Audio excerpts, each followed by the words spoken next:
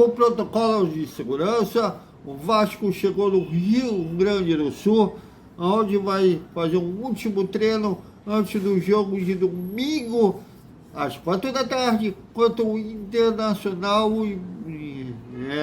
lá em Porto Alegre, lá no Beira-Rio, e com desfalques, inclusive do Andrei Santos. Vamos falar tudo isso. Desperta, Vascaíno!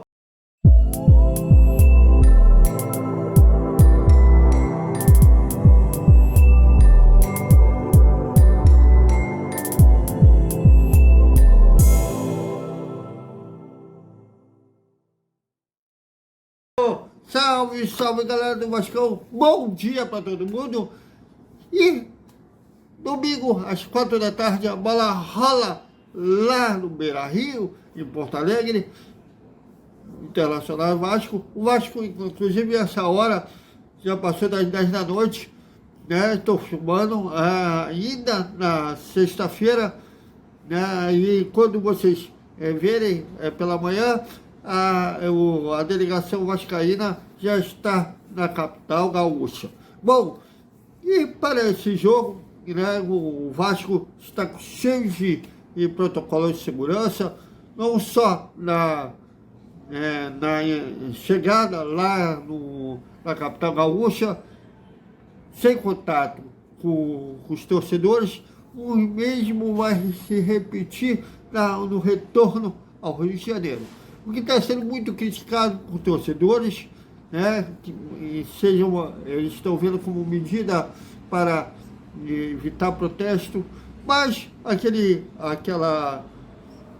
durante a semana, grupos de torcedores foram ao centro de treinamento Moacir Barbosa e internamente aquilo não foi muito bem visto. Eu acho que era hora do Paulo Brax e do Luiz Melo se colocarem à frente e blindarem os atletas que, por exemplo, o Eurico Miranda, por mais que críticas que eu tenho a ele, né, na época que ele foi presidente do Vasco, nessas horas de má fase, ele se colocava para blindar os seus jogadores.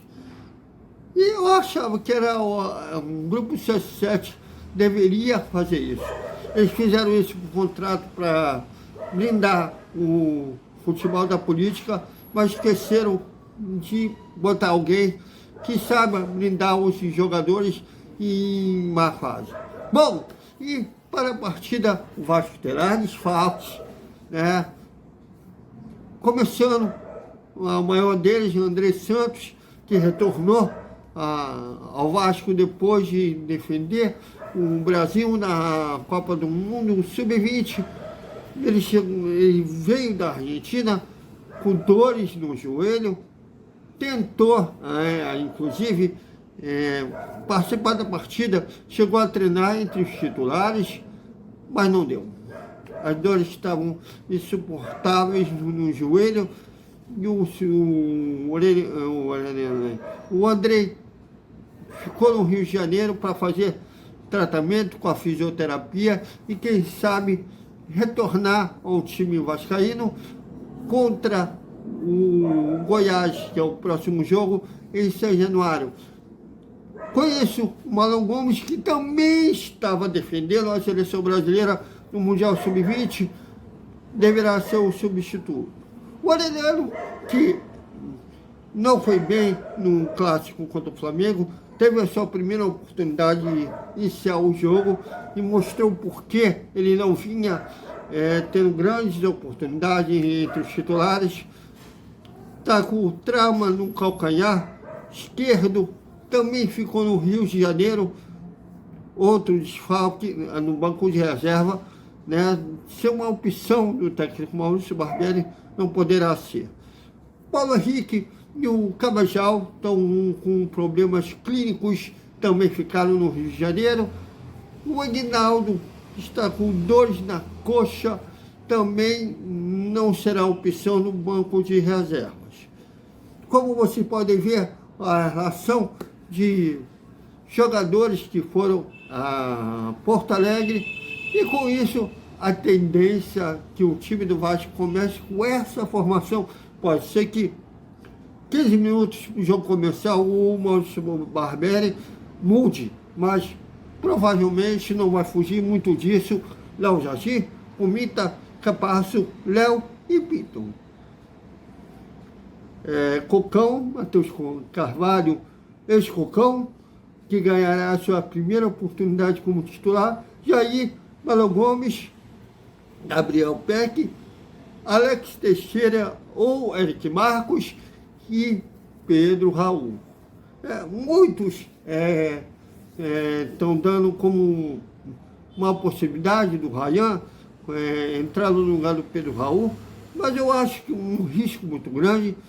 Eu acho que o Maurício Barbieri também vê nesse sentido, mas pode ser que o garoto entre no decorrer da partida.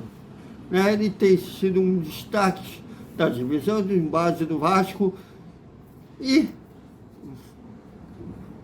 aí a gente está doido para ver ele, né, como subindo profissional, embora ele tenha ainda a idade sub-17.